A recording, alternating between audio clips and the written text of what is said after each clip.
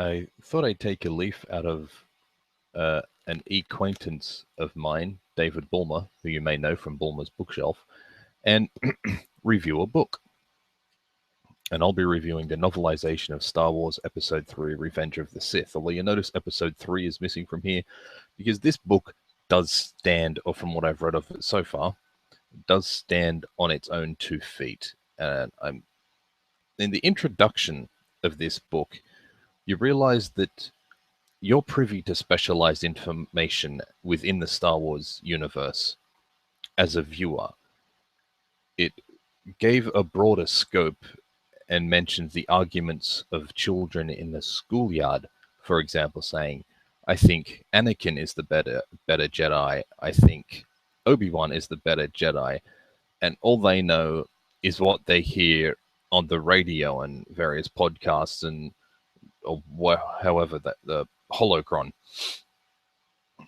And they know little to nothing of the specifics of their exploits. They would just hear about their exploits as we would hear about sports stars on the news. And for the first time, that made me realize that the Star Wars universe is a bigger universe than just what these specific characters are up to. And that's the introduction, speaking very broadly of the adventures of Anakin and Obi-Wan, or Anakin and Kenobi. In Chapter 1, it describes, Chapter 1 brings us to the start of the movie.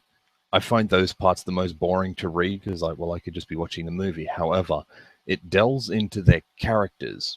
Initially, the character of Anakin, and then, Obi-Wan, interspersed with the scenes from the movie. And at the end of Chapter 1, we find out what it is to be Anakin and Obi-Wan together.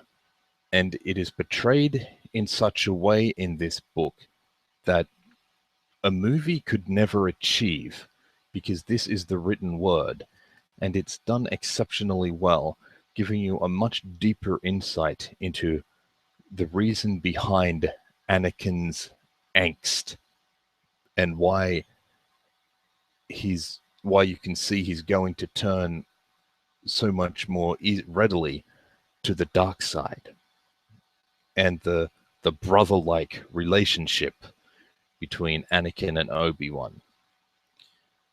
And I've just started Chapter 2, and that's up to Count Dooku, and I feel that it's going to be expressed in the same way through these other characters. We'll learn more deeply about Count Dooku, etc. And I'll keep you up to date on that. That's all I have to say for this book. I started reading Episode 2, Attack of the Clones, but it was really just filler.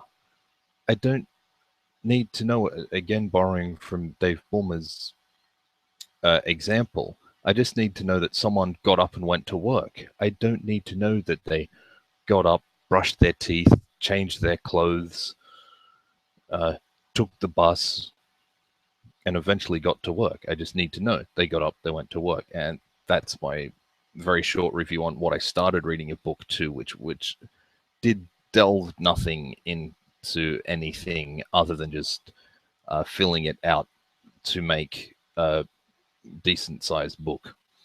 But this one stands on its own 2 feet without what was Episode 1 called? The Phantom Menace or Attack of the Clones. So it's pretty good so far.